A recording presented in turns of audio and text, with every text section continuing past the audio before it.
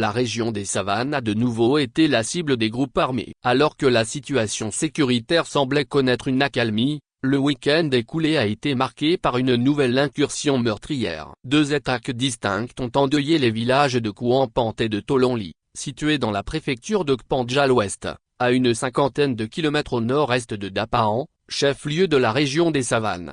Dans la nuit du 13 au 14 septembre 2025, des hommes armés non identifiés ont fait irruption dans le village frontalier de Kouampante. Des témoins rapportent que plusieurs concessions ont été incendiées et que d'importants dégâts matériels ont été enregistrés. Ce village est régulièrement pris pour cible par des assaillants qui se replient de l'autre côté de la frontière après leur forfait. La semaine précédente déjà, il avait subi une incursion au cours de laquelle du bétail avait été emporté. Pour tenter de contenir ces menaces récurrentes, l'armée togolaise y a récemment installé une base, en plus de celle de Gbamante, située dans les environs.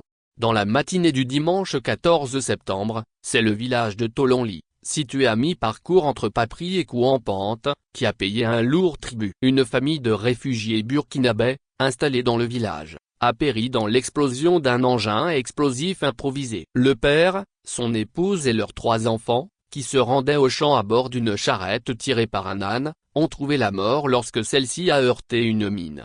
D'abord réfugiée à Tikoutiga, la famille s'était récemment installée à Tolonli, fuyant de nouveau la pression des groupes armés. Selon des sources locales, les routes de cette zone sont souvent piégées, au point que l'armée procède chaque matin à une reconnaissance des principaux axes avant d'autoriser la circulation. Ces attaques, qui surviennent au moment où l'on croyait à une relative accalmie, rappellent la vulnérabilité persistante des localités frontalières du Nord Togo face aux groupes armés. Elles traduisent également la stratégie des assaillants, alternant entre attaques directes et pose d'engins explosifs sur les axes ruraux. Les habitants de Papri et des villages environnants vivent désormais dans une peur permanente, partagée entre l'espoir de cultiver leurs champs pour survivre et l'angoisse de violences qui frappent sans prévenir. François Bangan. Source, l'alternative.info